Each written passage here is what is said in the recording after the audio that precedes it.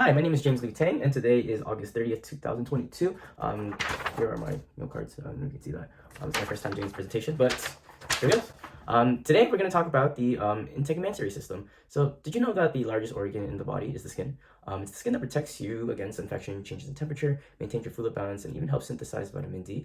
It's also known as the cutaneous member, along with your hair, your nails, your sweat, and oil glands. They all form the integumentary system. It's the skin that helps cover the entire body. It's basically composed of three different layers that are unique that allow different functions. We have the epidermis, the dermis, and the subcutaneous layer. Meanwhile, the skin also contains all four primary types of tissue: epithelial, connective, smooth, and nervous. So let's talk a little bit about the general description of the epidermis, the dermis, and the hypodermis, which are the three layers that form the skin. So the epidermis, it's the outermost layer in which people can basically see. It's avascular, so there are no blood vessels there. It's also made of stratified squamous epithelium. But there are four main types of cells in the epidermis. First, we have the keratinocytes, which make keratin, which is it's a fibrous protein that allows for your skin to be water resistant and be flexible. Next, we have melanocytes, which are pigment producing. Skin color is determined by the amount of melanin in your skin, so it allows for that. Next, we have Merkel cells. Merkel cells basically combine with nerve cells to allow for a feeling and sensation in your skin, whether it's pressure, pain, temperature, things like that. Next, we have dendritic cells. They're basically phagocytic cells that are important to immune response and eat things like that would be bad for your body, for example, like bacteria and viruses and things that your skin is exposed to. So in terms of the epidermis, we have mainly two types of skin. There's thick skin, which has 5 layers, and thin skin, which has 4 layers. So thick skin usually is found in the palm of your hands and the soles of your feet, so basically anything you would use to really touch the outside world.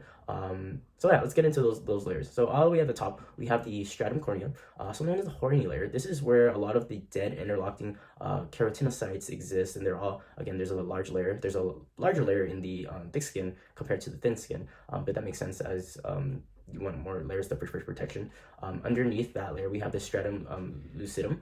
It's basically a clear level. It's only about like 3 to 5 cells thick, but it's also still dead keratinocytes, and it's only found in thick skin. So that's one difference between thick and thin skin. Next, underneath that, we have the stratum granulosum, which is also known as the grainy layer. This is actually where they're starting to have living keratinocytes that are starting to grow and develop, and to as they continue moving up the layers of the skin. And then underneath that, we have the stratum spinosa. This is the 4th layer of the skin, which basically is where all the filaments are attached and hold together the skin. Underneath that, the final layer cells, we have the stratum basal, which is basically the cell factory, or the lowest layer of stem cells is found in the skin. And as you know, as these cells are undergoing mitosis, they continue going up and up and up until finally the skin sheds with the dead keratinocytes at the top. Yeah, so next we'll talk about the dermis, which is where most of the work of the skin is done, such as, sweating, circulating blood, and feeling. It's made of collagen and elastic fibers, which is why the skin is very elastic. There's a lot of blood vessels here. There's a lot of nerves that regulate temperature, pain, and including, there's other things here also too, like parts of the hair follicles and oil and sweat glands as well. Yeah, so for the dermis, there are basically 2 layers. We have the papillary layer, which is alveolar loose connective tissue, and then this is where you can find the dermal papillae, which help with creating friction ridges or fingerprints. This is where the nerve fibers, capillaries are. And then under that, we have the reticular layer, which is basically composed of dense irregular connective tissue. This is where all the collagen fibers surround the blood vessels, allow for things like vasoconstriction, vasodilation. The hair follicles, nerves, sweat glands, and spatial glands exist.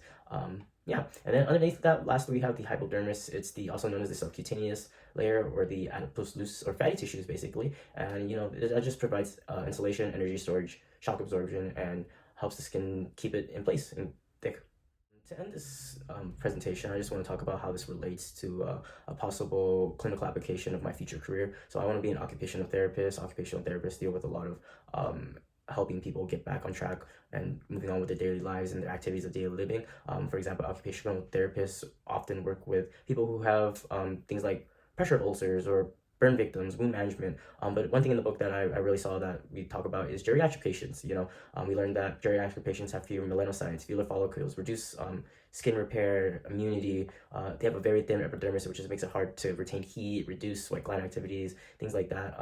So knowing the differences and how the skin is changed as we age is a really good thing to know, so that we can know as future healthcare providers how to treat and care for these changes in the anatomy of the human body. So yeah, that's my presentation, and I hope you see you next time. Bye-bye.